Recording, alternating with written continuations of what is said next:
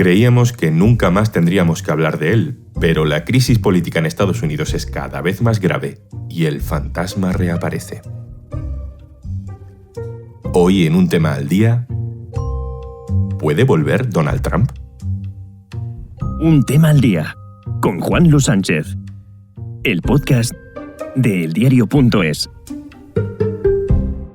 Una cosa antes de empezar, este podcast cuenta con el apoyo de Podimo. Gracias a los suscriptores de Podimo puedes disfrutar de este programa de forma gratuita. Hay golpes que te tumban y luego siguen doliendo aunque te levantes. Estos golpes, los de los partidarios de Donald Trump rompiendo la puerta del Capitolio hace un año, provocaron heridas internas en la democracia de Estados Unidos de las que no se ha recuperado. El final de Trump en la Casa Blanca tuvo todo lo que en condiciones normales acaba con alguien políticamente. Un resultado claramente desfavorable, una actitud soberbia en la derrota y hasta un juicio político por instigar nada menos que un asalto al Congreso para impedir que se declare formalmente al sucesor.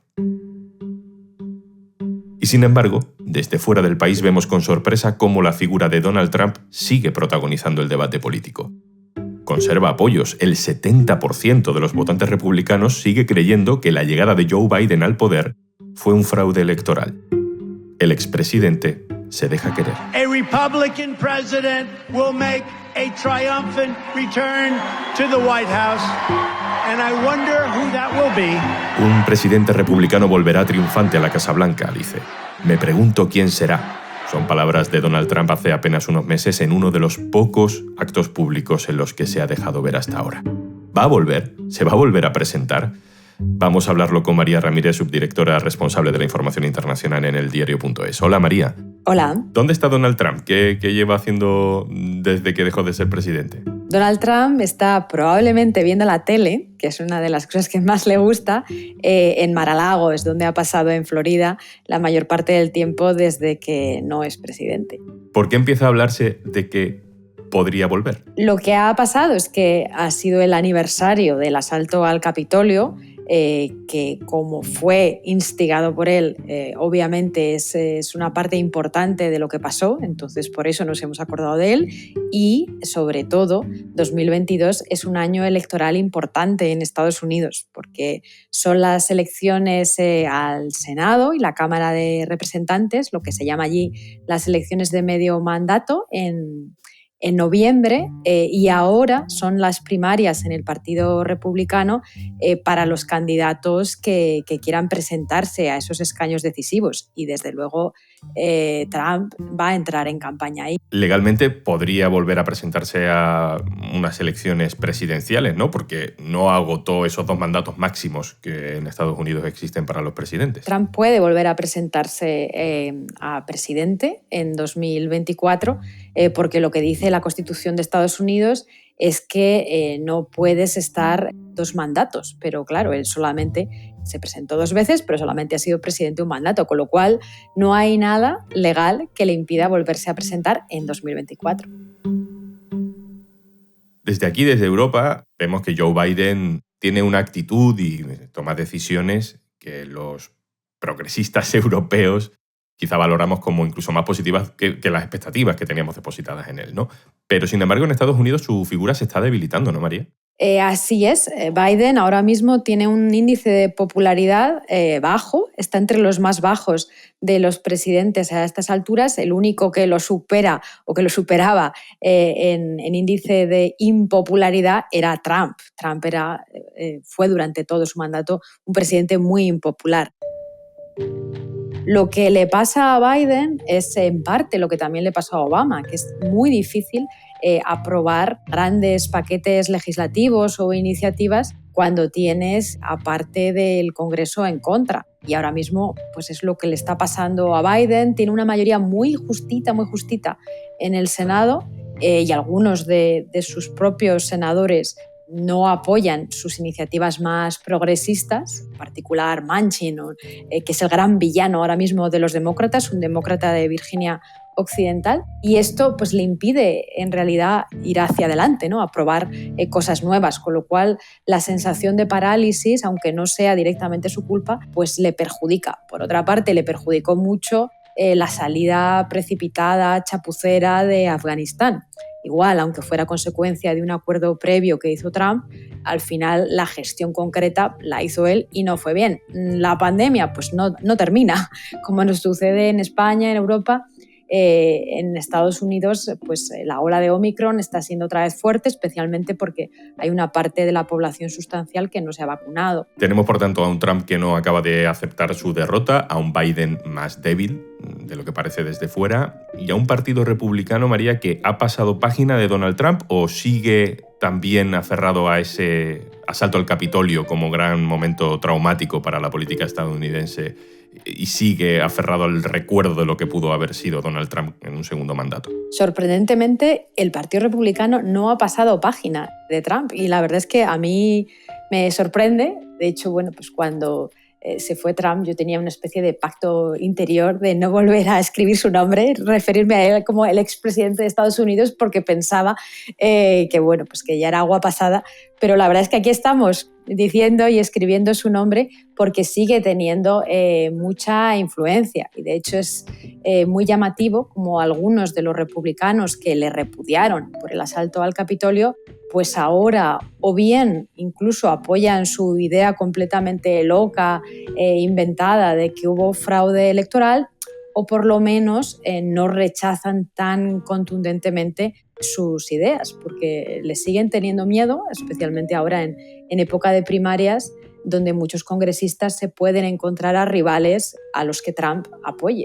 Y ahora mismo pues vemos a un partido republicano muy rehén todavía de Trump. Se habla incluso de que Donald Trump podría fundar su propio partido patriota, pero no sé si realmente es necesario, ¿no? Porque parece que los republicanos, como dicen, no acaban de darle la espalda. Claro, ahora mismo a Trump no le hace falta hacer otro partido. Eso es lo que a lo mejor parecía hace un año, cuando pues, muchos de sus antiguos aliados le daban la espalda. Pero ahora mismo ha conseguido tener al Partido Republicano suficientemente asustado y desde luego sigue teniendo una base muy movilizada de votantes como para que no le haga falta ni siquiera fastidiar a su Partido Republicano con una tercera opción. Hay una derivada de todo esto que es una derivada compleja porque tiene que ver con el sistema electoral en Estados Unidos, pero que te pido que me des una pincelada, ¿no? De cómo se están intentando modificar las leyes electorales para facilitar una elección republicana en las futuras citas electorales. ¿Cómo es esto? En Estados Unidos no hay un sistema electoral, hay 50. Incluso más, casi diría a nivel de condado. Hay muchas reglas en Estados Unidos que realmente son locales. Entonces, lo que están haciendo los republicanos, aprovechando que controlan en muchos parlamentos estatales y muchas autoridades locales, es realmente pues, intentar limitar la posibilidad de voto por correo, que es algo que normalmente beneficia a los demócratas porque suelen tener más votantes de renta baja que tal vez no pueden tomarse el día libre para votar porque en Estados Unidos no es festivo el día de la votación. Están colocando a más políticos en oficinas que normalmente eran apartidistas y políticos que directamente son los que supervisan el voto, con lo cual si hay disputas pueden tener ahí algo que les favorezca. Y desde luego lo que llevamos viendo desde hace años es un redibujo de las fronteras para colocar muy bien a tus votantes y asegurarte pues la mayoría en sitios clave local. Desde luego es una de las grandes batallas sobre el derecho de voto en Estados Unidos y eso determinará lo que pueda pasar en futuras elecciones. All these politicians work for us. We pay their salaries. And we pay our taxes. And what do we get? Nothing. They don't represent us. They need to pay the ultimate price for their crimes. An example needs to be made. Estamos viendo el caldo de cultivo de un enfrentamiento civil, de una guerra fría civil, como se ha escrito estos días. Desde luego es llamativo ver titulares con guerra civil. Nosotros también publicamos un artículo de opinión donde se sostenía esta tesis. El director del New Yorker ha escrito un artículo parecido también estos días. No creo que estemos hablando de una guerra civil como en el siglo XIX, pero desde luego sí de violencia. Hemos visto sobre todo violencia del lado de los republicanos, hay milicias organizadas en algunos casos, y luego es preocupante también lo que dicen los votantes. Hace unos meses una encuesta de la Universidad de Virginia decía que más de la mitad de los votantes de Trump estaban a favor de que su estado, normalmente estados sureños, donde hay más votantes de Trump, se separara del resto del país. Incluso en el lado de los votantes de Biden, pues también más de un 40% decía que creía que era el momento de dividir Estados Unidos. Aunque no vaya a ir nunca tan lejos o parezca improbable, desde luego hay un ambiente de hostilidad entre votantes de ambos partidos, sobre todo entre los más movilizados, que no habíamos visto hasta ahora. Con las claves que tú tienes, María, y con las claves que lees cada día, ¿cómo de probable es que veamos a Trump como candidato de nuevo en las elecciones presidenciales? ¿Qué tiene que pasar para que eso ocurra o no ocurra? Para que no ocurra, lo que tiene que pasar es que haya una alternativa en el Partido Republicano y ahora mismo no la hay.